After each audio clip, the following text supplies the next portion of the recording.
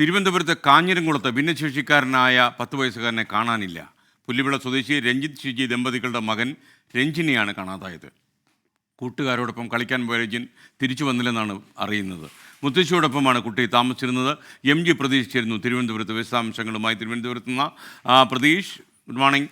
എന്തൊക്കെയാണ് ഇതിൻ്റെ വിവരങ്ങൾ? കുട്ടി എങ്ങോട്ട് പോയി എന്നാണ് സൂചന ലഭിക്കുന്നത്? എന്തെങ്കിലും വിവരങ്ങൾ ലഭിച്ചോ?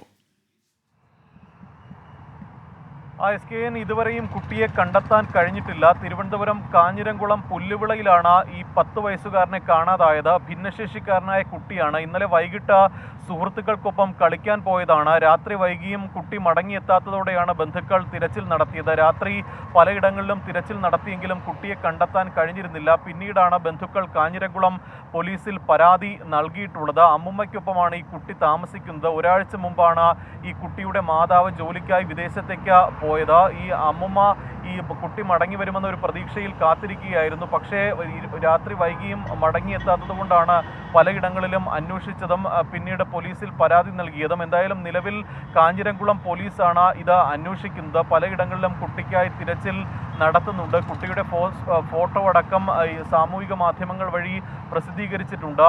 വൈകാതെ തന്നെ കുട്ടിയെ കണ്ടെത്താൻ കഴിയുമെന്നൊരു പ്രതീക്ഷയാണ് നിലവിൽ പോലീസും പങ്കുവയ്ക്കുന്നത്. Okay, thank you Pratheesh.